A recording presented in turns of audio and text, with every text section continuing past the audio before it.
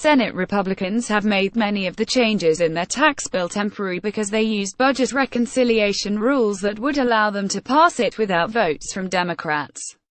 CreditEric Tha for The New York Times, Washington. As Republicans march forward with a $1.5 trillion tax bill, budget experts are warning about what they say are an alarming array of accounting gimmicks intended to mask the true cost of the tax cuts. The maneuvers come in many forms, like phasing in certain cuts over a period of years and making some cuts temporary with the expectation that they will never actually be allowed to expire. In some ways, this whole bill is a gimmick, Stan Cololender, a former staff member for Democrats on the House and Senate Budget Committees, said of the Senate tax bill. Rather than just do a tax cut that costs $1.5 trillion, they decided to do a $2 trillion-plus tax cut and lie about it costing $1.5 trillion. Some experts say the cuts, if accurately accounted for, could translate into slower economic growth and bigger budget deficits in the long run. If the cuts are not temporary, they will have to be paid for with additional debt, which will add to the federal deficit, and increase the interest costs the United States must pay when it borrows money. The budget maneuvers are meant to help Republicans stay within the $1.5 trillion box they created that allows them to pass a tax bill without Democratic votes. Under budget reconciliation rules that allow for a party-line vote, Republicans can add no more than $1.5 trillion to the budget deficit over 10 years and cannot add to the deficit at all beyond that period. Such sleights of hand in accounting are more prevalent in the Senate plan, which makes many of its cuts temporary or delays their enforcement. For instance, the Senate bill delays the corporate tax cut, which will fall to 20% from 35% by 1 year for savings of about $100 billion. It also saves about $240 billion by making the individual income tax cuts temporary and setting them to expire in 2025. Other tax breaks are phased in slowly or phased out. Businesses are only allowed to expense their capital investments, including equipment purchases, through 2022. And, beginning in 2024, the ability to carry net operating losses forward would be limited as a percent of taxable income. In 2026, research and experimental expenditures would have to be written off gradually, or amortized, rather than immediately deducted, which reduces the revenue hit to the federal budget. According to the Nonpartisan Committee for a Responsible Federal Budget, the real cost of the Senate legislation that the Joint Committee on Taxation says will cost $1.41 trillion over a decade would be $2.2 trillion if all the temporary changes were made permanent.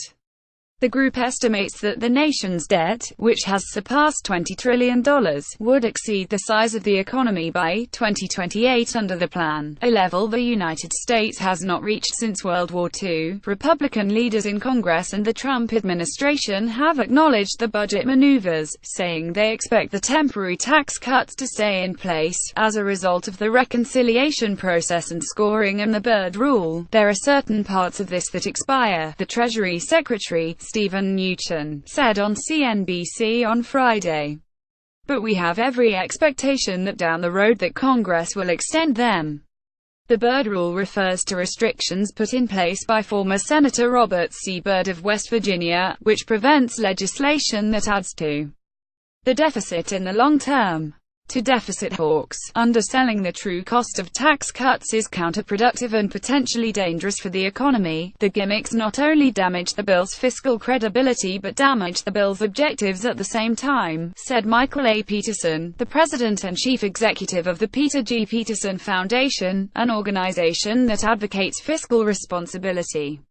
Another potential pitfall of scattering temporary provisions in the tax code is that it sets up fiscal cliffs, in which Republicans and Democrats must find a way to either extend expiring tax cuts or take the political heat for allowing a huge tax increase to take place.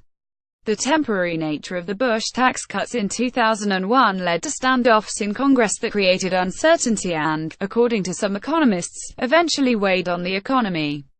That could work against Republicans when the time comes that they do not control the House, Senate and White House, and it means that the corporate tax cuts that have been made permanent could be up for negotiation in the future. If Democrats are in control, they may extend those tax benefits for individuals and pay for it by raising the corporate rate, said Howard Gleckman, a senior fellow at the Urban Institute's Tax Policy Center.